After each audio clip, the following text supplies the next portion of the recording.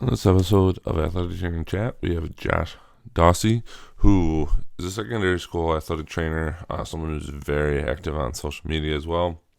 And Greg and him talk about finding that balance in your work and your life when it comes to being an athletic trainer, especially as it pertains to the secondary school. This is always a topic that is so big for the profession and just what we do and the nature of our jobs and the responsibilities and duties that come along with it. So every time you can get somebody with some really interesting perspective on this, we're always up for a listen, especially at the secondary school level, which I will continue to say I do not understand how people do the job at such a high level because of the demands that come along with it, and just admire everybody that works in that setting for the work that they do, not only in their just initial role, but in the overall impact that athletic training has on young student athletes.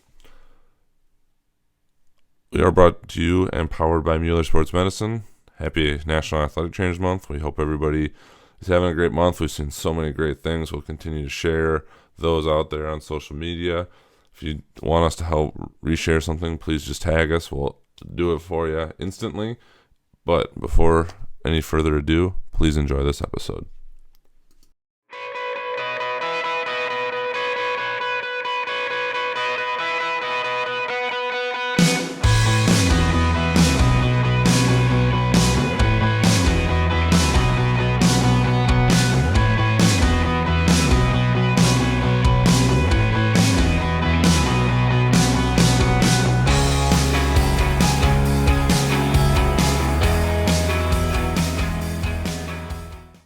All right, welcome to this episode of AT Chat. I think we have a good one for you guys today.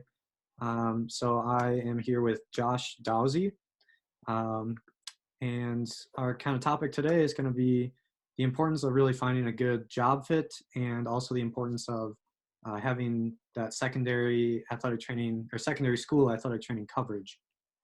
So hopefully you guys enjoy.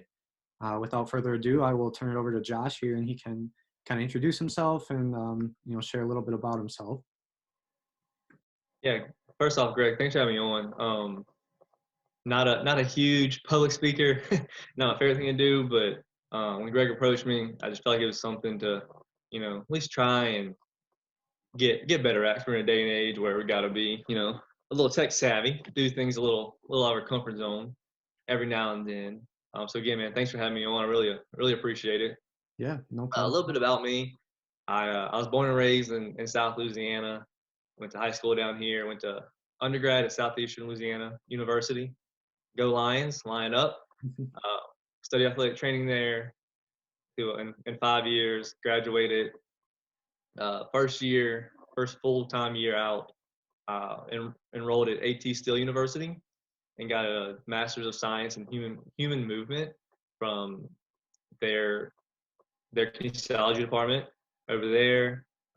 Since that time, 10 years in this summer, had a few different jobs, about 3 years in each location to my current job. It's been my second year here. I'm married with my wife Stephanie, and we have 3 little kids. We got Hudson, who's about to turn 7, Logan, who is 2, and Emerson, who was just born last April during the craziness of COVID and all that going on. So that's just a little background about me, where I come from. Right now, I'm currently at Dutchtown High School through Baton Rouge Orthopedic Clinic as an outreach athletic trainer, and that's where I currently serve, along with 2 other certifieds on staff who also teach in the school as well. So they're a teacher AT, and I'm just a sole outreach full-time athletic trainer for the school. Wow, yeah, very cool.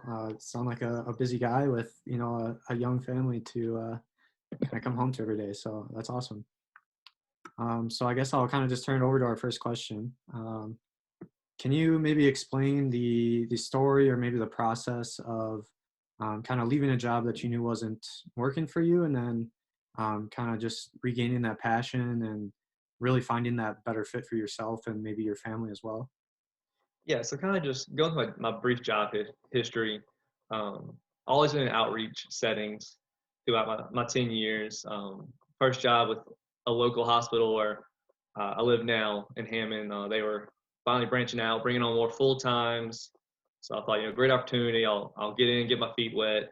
Um, Provided services to two schools, and in that job, a smaller private school who was great that I was there, but they could care less that an athletic trainer was there. They had PTs who were parents and doctors who were parents and veterinarians who were grandfathers. So, a lot of kids would go to the veterinarian and get a laser treatment or get a heating pad or whatever. So, they didn't need me. I was there to kind of drive in referrals to the hospital.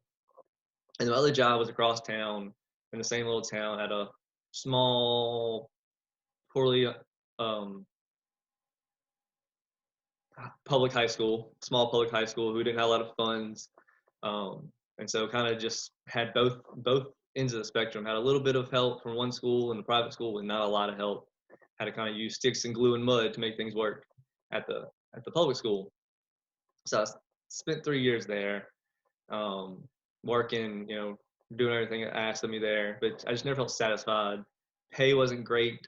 We had our first son during that job. And my wife stepped away from her full-time job to begin a career in direct sales. So, finances were tough a little bit in full transparency. And so I know I needed something better. I needed something a little different. I wasn't happy with how things were running at that job. So a job came open at Tulane Institute of Sports Medicine to provide coverage at Brother Martin High School, which is very prestigious, prominent, all-boys Catholic school, the 5A class, the biggest class in Louisiana, one of the biggest private schools in the state, always competitive in sports. Had a buddy who was at Jesuit, one of their big rivals in district. I was like, I gotta go for that job. Put in for it. I come to find out I was the top candidate for them based on my experience and what I could bring to the table as an athletic trainer to that school. And it was great. I was excited. I got in there, still kind of young in the profession, still kind of full of grit and determination, a lot of vinegar and fire. And I'm like, I'm gonna come in. They've had athletic trainers in the past, but I'm gonna come in and I'm gonna flip this world around. I'm gonna, put Josh's stamp on this job. And they didn't want Josh's stamp. They wanted Josh to fit in to what Brother Martin already had established. So I had a hard time really fitting in there with that private sector of parents and students and kind of their mindset of how life is and finances they had. I didn't really come from money growing up. Went to, a very nice public school at Mandeville High, but not, I was in a private school. So I didn't really know how to rub elbows correctly with those kind of people. And so I spent about 2.5 years there from fall of 15 to summer of 17, right before school started. We were in football camp, and my supervisor called me in his office and said, hey, we got a quick meeting. The school wants you out of there, essentially, wants you gone and put in a different athletic trainer there. I was like, okay. We had a few run-ins in the past of just, being told, hey, you're too stressed out during football season. Well, yeah, it's football season. And, very prominent wrestling season starts in the middle of football season, and they're very high maintenance because they've won 6 straight state titles. Yes, I'm stressed out. Didn't express that. And I had some issues, like I said, my personality didn't mesh with what they wanted in an athletic trainer. And I was still young, still too full of myself and wanting to change the world instead of just riding the wave as the wave came. So I went to another school, another very prominent, very rich private school at Tulane. And I just could never fit in there. I remember sitting in job evaluations and being told, you're not being enough of a people person. You're not talking to them enough. You're not going to their office and sharing a cup of coffee. I'm like, that's not my job. My job is to be an athletic trainer. My job is to provide services to these kids and make sure they're adequately taken care of during that time. And they're like, yeah, that's part of it, but you got to be a people person. That's not who I am. I remember coming home for that interview and that meeting with my wife, like, I can't do this.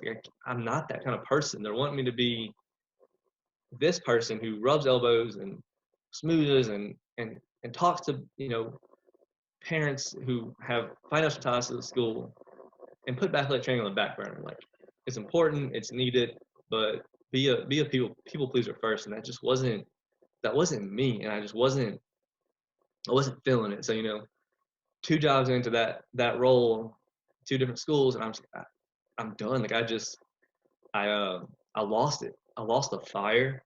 I lost the grit. I lost the passion. I actually was on a phone call this morning with one of my teachers and preceptors from my time in undergrad, and we were talking. And I told him the same thing. I said, I just lost it. I lost the drive. I lost the determination. My family was growing. We had our second son at that point, and I was just I was fed up.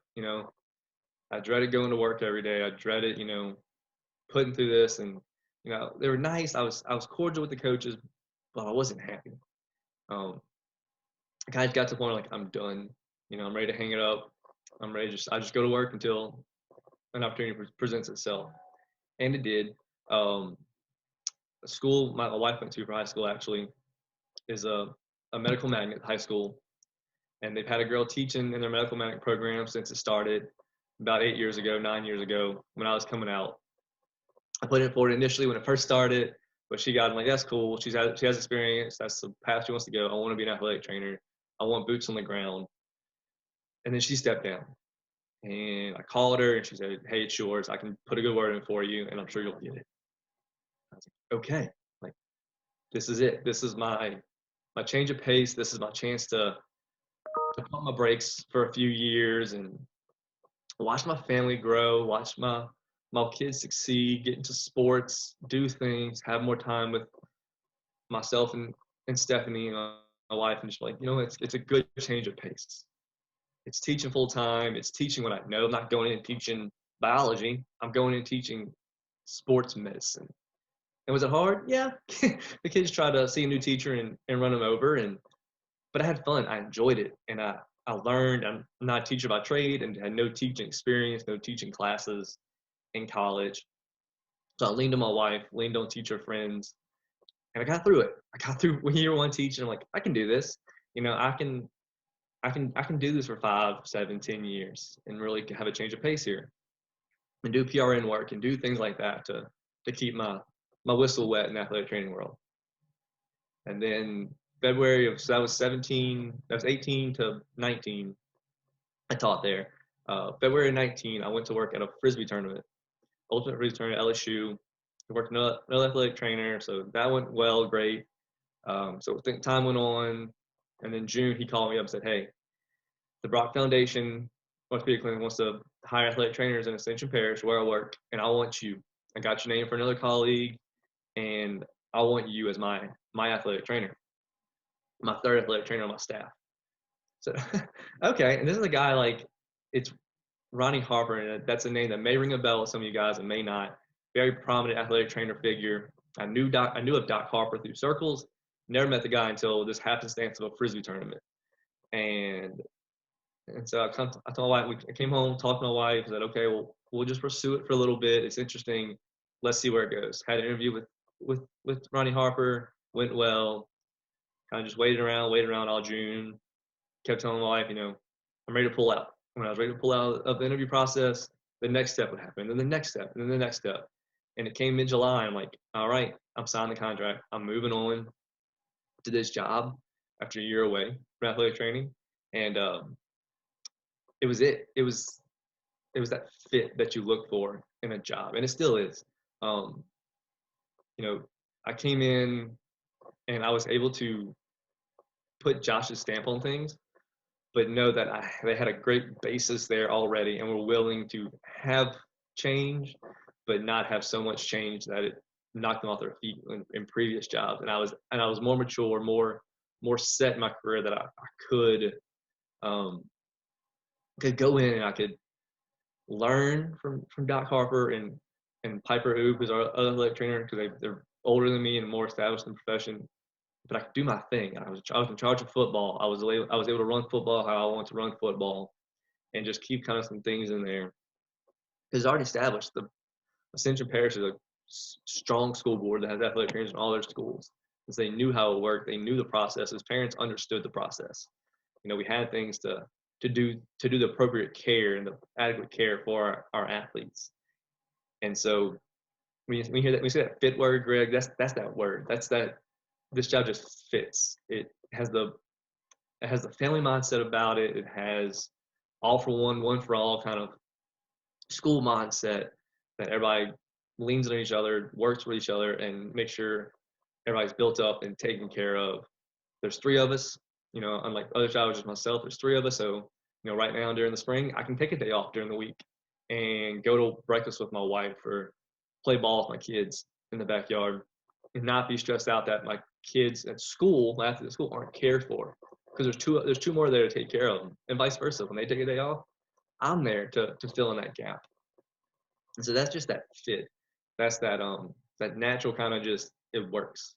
And I can see myself staying here for that 10, 15, 20-year stretch because of that fit, because of that personality that it meshes, and because I've learned and I've grown and I've matured as an athletic trainer. Yeah, thank you for sharing all that. That's a very interesting story that I know a lot of people can probably relate to.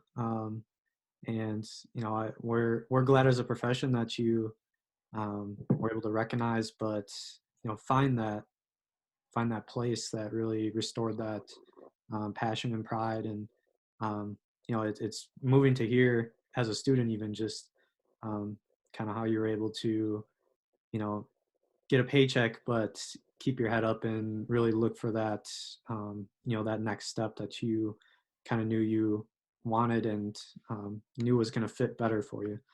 So, I definitely look up to that story. So thank you. So I Like a guess, little long-winded.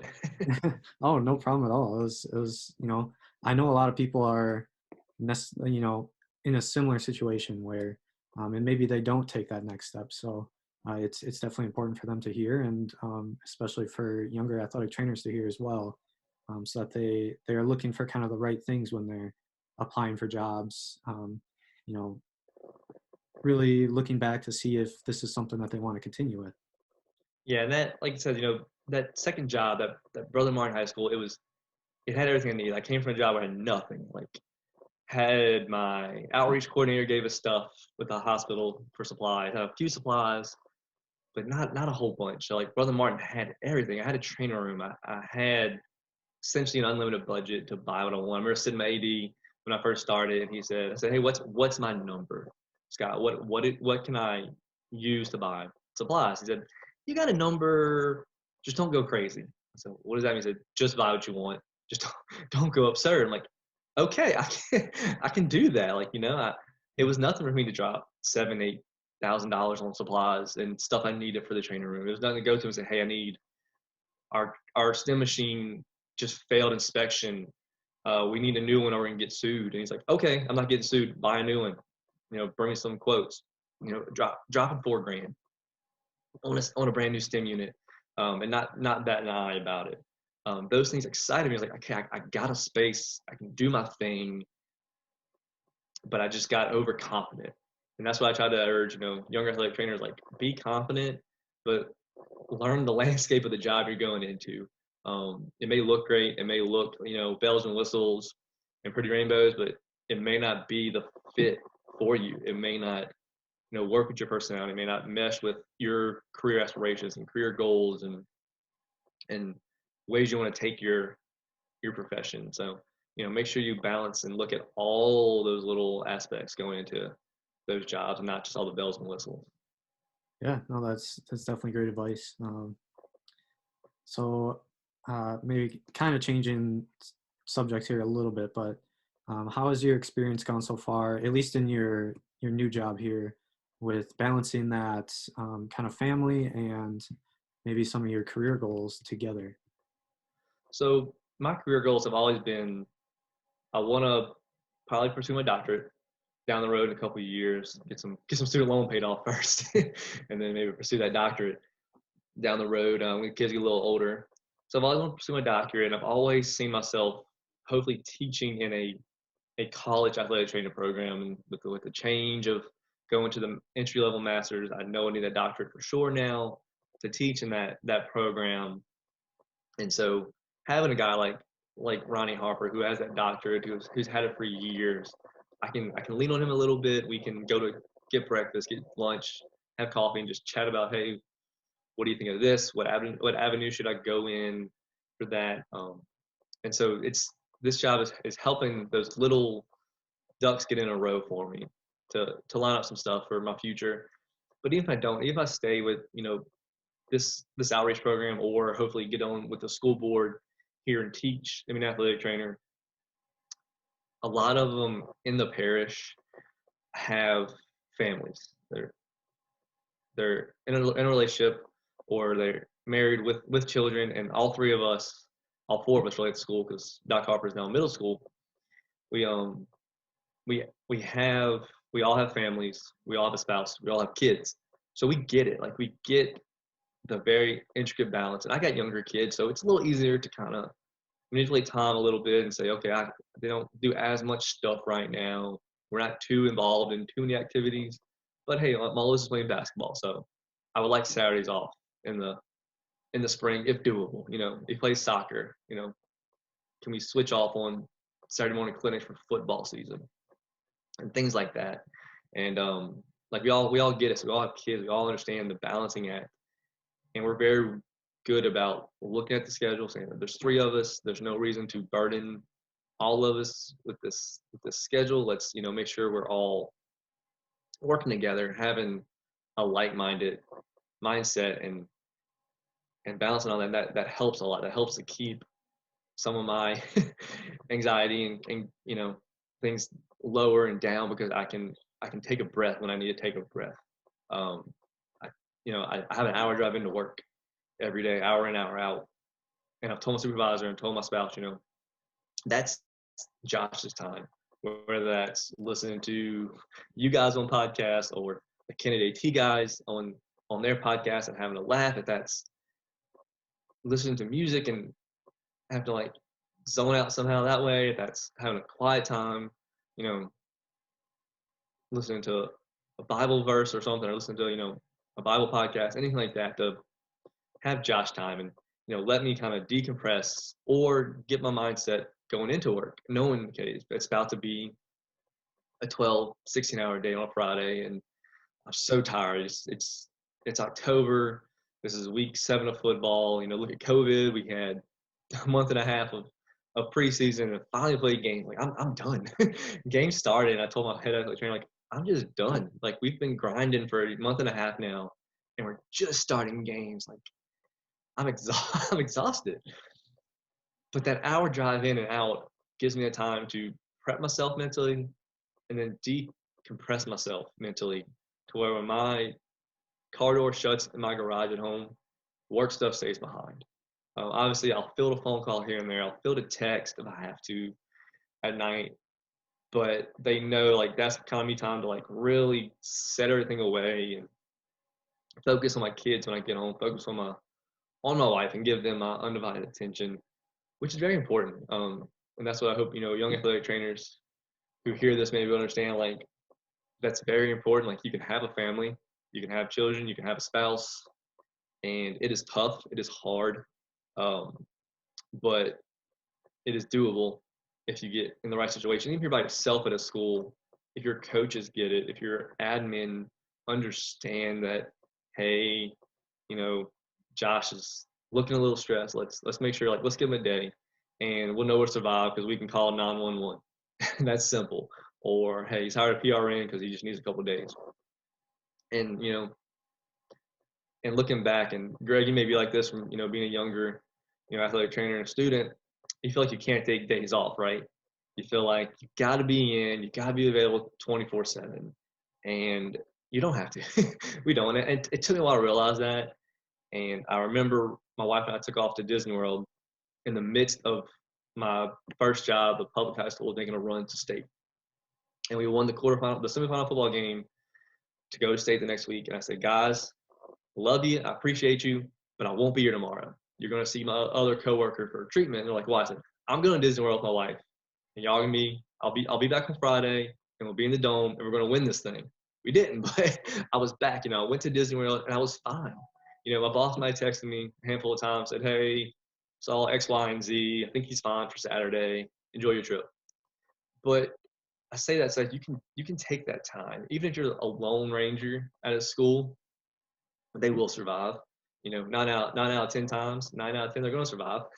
They can before they survive before you, they'll survive after you. And it's what you do in the middle that makes that important and helps to grow that. And so that's probably one of the biggest experiences that I've learned going through these last 10 years, and I'm able to use in this current job because we have a better setup. We have a stronger foundation throughout the parish that allows that to happen. Wow, yeah, that's very fascinating. And also some great insight too, especially for some of the younger audience that we have to, try to get a grasp on some of those things early so that, it is a stressful profession. It's gritty. And I think that, hearing a lot of those things can go a long way for certain people. So thank you for that. Absolutely. It's going to happen. You're going to have a month or a stretch or a season. You're like, I'm tired. Like, I just want a month off to sleep. And I mean, high school's a little different. From college setting, a lot of you guys have, 1 to 2 sports depending on, the school you're at. And, for us, and this isn't like a pat on the back for me, but the grind kind of never stops in the high school. You jump from fall to winter to spring, and they all intermingle together. All those athletes and all those sports intermingle. But yeah, just take that time. Take the time for you to decompress. Do what makes you happy, you satisfied as a person, whether it's painting or drawing or cooking or whatever. Like find times for you to do little things to have an outlet so you don't explode and you don't have that burnout. Too far into the profession. Yeah, sure. No, it's awesome to hear. So I know you've definitely given us some very good advice so far. But what I know you kind of mentioned that some of the schools maybe had different financial situations than you kind of had growing up and were used to being around, and maybe some other like psychosocial factors and things like that. So, what advice do you have to people that are trying to find a job fit, but they run into maybe some situations that they just don't see themselves fitting in with?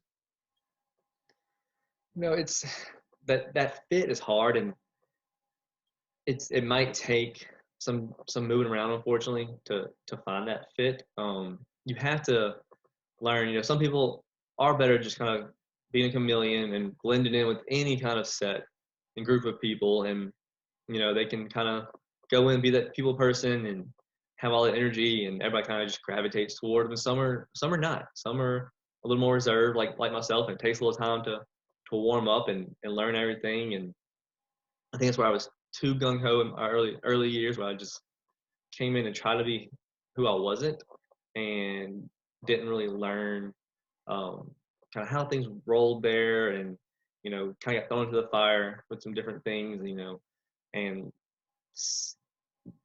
came in situations where in middle of football season when I'm starting this new job, and they're wanting kind of one thing expectation, and you're like, oh well, that's not how I did it, but you got to kind of adjust, and then once they're used to it, you try to change things. There's friction, there's problems that arise every now and then, but finding that fit is hard, and you may get a resume that's a page long of a year here, 2 years here, a handful of internships, but all that's growth. All that is learning. They asked me this in the interviews for this job, say, hey, it looks like you kind of jump ship every 3 years, and I said, I don't necessarily just jump ship. Everything was kind of a strategic move going forward. Job 1 to job 2 was mostly financial, and then had some incentive with the school I was going to be at, because I knew the school going into the job. And then jump 2 to 3 was, like we just talked about, it was just, I was kind of fed up. I was done. I was ready for a slower pace. And we went to that teaching job for a year. And then unfortunately, it looks like a year later, I jumped ship again. But you guys came calling, and you wanted me. You sought after me. I was a fit for you guys. And if I had said no, would they have found a fit just adequate? Absolutely. I'm not saying I was going to end all be all for the Baptist Orthopedic Clinic and Dutchtown High School. No, but we meshed well together. We instantly clicked and connected, and were able to learn one another and learn each other's tendencies and how we do things and how we operate, and we're able to just bounce ideas off one another freely without fear of like, oh, well, this is what Josh said. Now I want to do it this way. Well, we have open communication, open talks, and I don't know if Greg, you're in the AT Wolfpack or not, but we have a lot of us in there, and a lot of younger athletic trainers, a lot of grad students, and a lot of older athletic trainers. And we all kind of try to teach and learn from each other. And I've learned stuff from younger um, grad assistants and students that are teaching me stuff, and it's all about learning how to mold yourself into almost a perfect creature of athletic training. It won't be perfect, but just learning how to plug and piece and move things around and find new ways to adjust to situations. And you may get that job that you're 10 years, 20 years at, and you love it right out of school, and it may take you 10 years to find that perfect fit. But it's all about growth and all about learning who you are throughout the process of those years in the field. Yeah, sure. I know we, myself and then a few of the other AT Chat co-hosts, we talk a lot about just being lifelong learners, but that just kind of goes hand in hand with that growth and open communication and really trying to leave that ego at the door. And I think that that's just so important for the profession and really any healthcare profession. You want to be the best at what you do, but everyone's going to be, very well versed in certain things. So I think that just really relying on each other is kind of that, that next step that everyone should start to realize. But that's just my 2 cents, I guess. No, I mean you nailed it. I mean, look at our hashtag for the month. Essential to healthcare, and we've had discussions in the Wolfpack, and I've had discussions with other athletic trainers. And what's that mean? Like, are we the end all be all in healthcare? Are we so arrogant that like, athletic trainers, we fixed the world. We came in and we did COVID screening, and we can swab for COVID, and we can do all this. But no, like, we're essential to our population set. Not just athletics, not just industrial, but all those industrial, civil service, obviously athletes, because it's in our title, right? Some are strength coaches. That's not me. I'm not a strength and conditioning guy, but I'm willing to learn. Like you said, I'm willing to learn a new technique. I'm willing to help our coaches teach something. I'm go in the weight room and I'll show a kid how to do a squat or a power clean. That's important. We're essential to kind of all those little areas that we're involved in with our current job and situation. Yeah, exactly. Yeah. So I guess kind of last topic here before we get on to the HE Chat 5. So when I discovered you, it was just due to some Twitter activity, just regarding some AT topics, and I really liked some of your discussion points and things on there. So do you have any kind of strategies for kind of using social media to raise awareness about athletic training and really just patient care in general? No real strategies. I try to follow a wide net of healthcare professionals on social media. And if you looked at my follow list, it's mostly athletic trainers going down. Some PTs, some doctors, but for the most part, I'm interacting with the athletic trainers, and I'm just trying to learn, just trying to grow with them and help them grow a little bit. I referenced the Wolfpack earlier, and that was kind of started out of a necessity of not loneliness, but we were just seeking gathering and seeking fellowship with other athletic trainers, and that's where a lot of growth and learning for me has happened, is in that group of individuals. And we keep it fun and light, and we have hard talks, and some of those hard talks have come from some Twitter conversations people have seen and had. And so for me, I just try to keep an open mind about what everybody's going through and learn something, grow something, maybe help somebody in that field. And as far as the layperson who's not an athletic trainer, I try to do a good job of representing the profession well and make sure I'm posting things correctly. And I mentioned that phone call I had my preceptor teacher from undergrad, and he didn't like a post I put out about this kind of little picture saying athletic trainers are meteorologists, and we're strength coaches, and we're counselors, and we're all these list all these different things, and we wear polos and khakis and fanny packs. he's like, that's not a job description. And I said, yeah, I wasn't meant to make light of us or, tear us down, berate us as a profession. But we do, we wear so many hats. And I want the general public to see that, like, we're not just in a fanny pack, slapping on tape and stretching out a cramp. We're in the training room. We're talking to that kid about their recruiting process and about how this injury is affecting them mentally. And, okay, you got injured and you have these career aspirations and scholarships on the horizon. What do you need to do different? How do we need to attack this? How do you want to attack this so you heal and you rehab and you get back to where you were and functioning normal. It's being a friend. It's being able to laugh and cut up and not be so serious, which that's what I had to learn as an athletic trainer.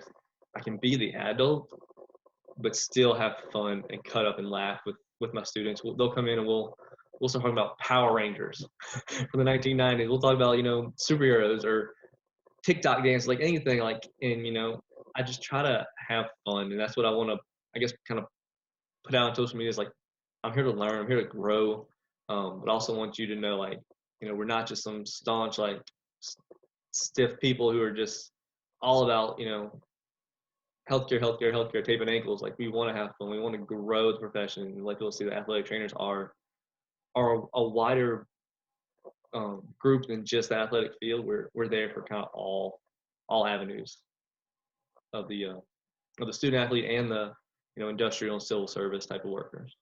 Yeah, for sure.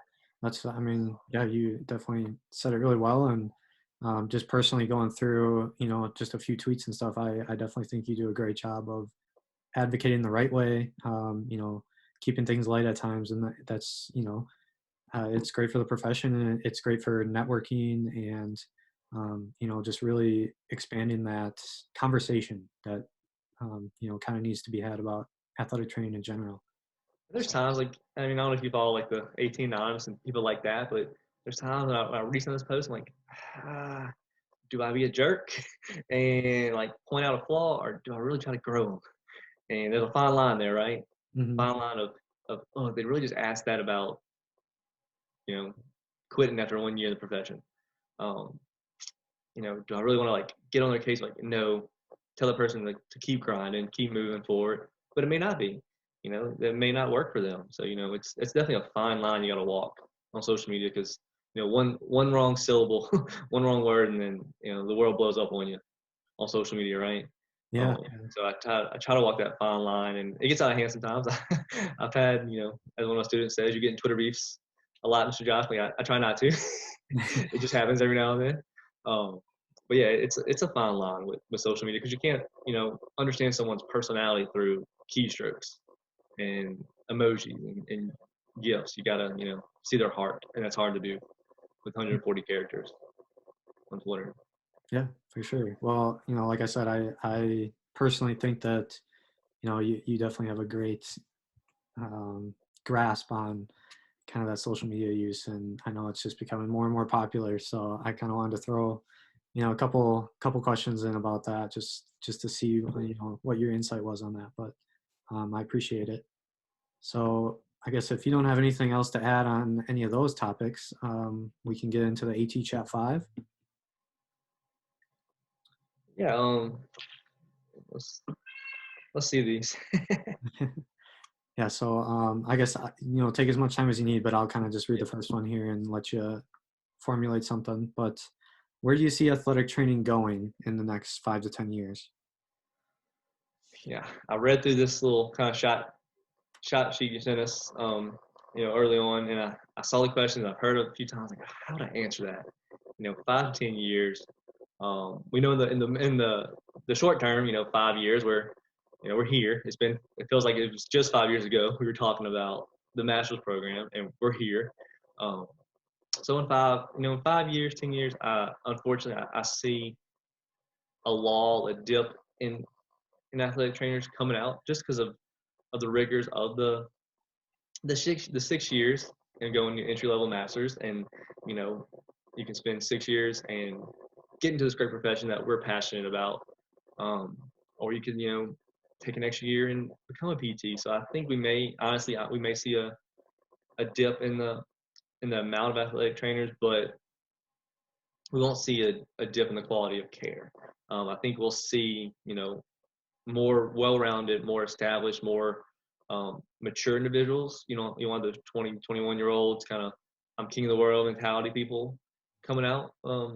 There'll be, you might see some 26, 27, 30-year-olds who came back to school because this sounded like an interesting field, kind of like how, we probably all fell into it. It sounded like a pretty cool field to do, and you get to work outside and be with athletes. So I think in 5 to 10 years, in 5 years, we'll see a little dip, but I think in 10 years, you're going to see an explosion and a growth because of the avenues we're going with the field of the plant workers, the industrial workers, the law enforcement, the military, all those different avenues who it really interests me, and I would love to get involved with one of those kind of subsets with my current job, and you'll see more athletic trainers in those non-traditional settings, which is going to be awesome for that, AT for all mentality that we really established and built these last few years in social media. Yeah, absolutely. Very well said. So our second question here for you is, what advice would you give to yourself as a young athletic trainer? Ooh, I think we touched on it, but relax. Like, one, relax, and two, you don't have to be so gung-ho all the time. Like, if a kid comes in and is acting a fool, like, take a breath, take a step back. Don't just yell at them. Like, let them meet you where you're at. You meet them where they're at, and see why they're, acting a fool in your training room. And don't be instant just to kick them out and run them away. Like, learn to just take a breath and go with the flow of the day a little bit. Don't get walked over, but have a little more fun, have a little more relaxed mindset about your day-to-day interactions. Sure. Yeah, that's great advice for sure. Our next question for you is, what has been the most influential resource that you have found in your career? Probably, social media to an extent. A lot of athletic trainers that I connect with and I have a deeper relationship with is because of social media. The Mike Hoppers and the the Jeremy Jacksons and the Canada Athletic Training Field. It's those little interactions that you've seen, through kind of just that lens of social media. But you become friends with them, you learn them, you learn who, you not learn them, you kind of learn, their personality, kind of their backstory a little bit. And then when you meet them, you're like, all right, this is the name and face that I've been seeing on social media. It's good to finally interact with them face to face, whether that's at a conference or a meeting or, CU class or whatever. That's been kind of growth I've seen. I've learned from other athletic trainers through social media. And obviously I've talked to my professors and, friends in the field around here, but, using those resources to grow myself. Not too much of an evidence-based person. I probably should do more evidence-based research, but I think my evidence sticks in social media right now. Yeah, no, I know there's quite a few people that have been really taking advantage of the networking opportunity, and I think it's great for the profession, and it just opens a lot of doors, and being able to learn from them and being able to teach them things too. So I know we kind of touched on that earlier, but I think that is a great resource. So our next question for you would be, if you could change or eliminate one thing, whether it's a modality, maybe a mindset, common practice, anything along those lines in the field of athletic training, what would that be?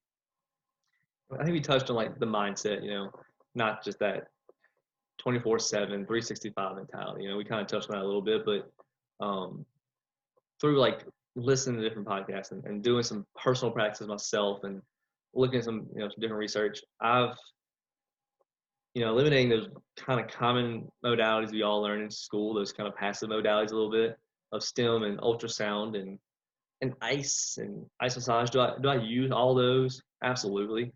There's a time and a place for all of them, but not getting so just stuck in, okay, let's ice and stem this shoulder, let's ultrasound ice and stem this bruised quad. Let's look at the patient as a whole. Great example. We have an track athlete who's we thought it was one thing going on with his leg, and like, oh, this kid's still having pain. It's been a week and a half. What's different? All three of us looked at him in the training room one day. We all like evaluated him. All kind of looked at him, kind of like he was under like a surgical light. And we're like, what is going on? And then it clicked. We had him do one thing. We're like, that's it. It's the hip affecting the knee. It's not the knee affecting the ankle. It's not the knee hurting. It's his hip causing all these other issues to transpire. And so like, it's taking that step back, taking that breath, and being like, okay, I can just keep throwing stem and ice and stretches this kid, or I can fix the problem. And how do I fix the problem? I meet the kid where they're at and see the kid as a whole, see the athlete, the individual, the patient as a whole person, and not just that one injury and not just those passive modalities. So, looking at the athlete, as the patient, as a whole person, and looking in, head to toe in the darn kinetic chain, as we called it in undergrad. Yeah, no, that's a great point, and definitely more good advice to just kind of blend into your practice. Taking that step back and just using the time to think. So our last question for you here is, what does being an athletic trainer mean to you? Oh, it's growth. It's interactions. It's more than sports. That's all I thought it was. Coming out it's sports. You're wrapping ankles and you're standing at ball practice, and no clue what it was in college. But it's so much bigger than that. It's, we touched on it several times. It's just being a part of that team and having that camaraderie and that want to be with these athletes, want to be with these coaches, want to share these highs and lows with them at all times, and find ways to really meet these kids, meet these students, these athletes, these patients where they're at, and not just fix their injury, like really kind of get into their headspace, get into their body, and just kind of really learn who they are, be in their bubble, let them know you're cared for, you're respected, and I want to be everything I can to help you achieve your maximum potential in your sport.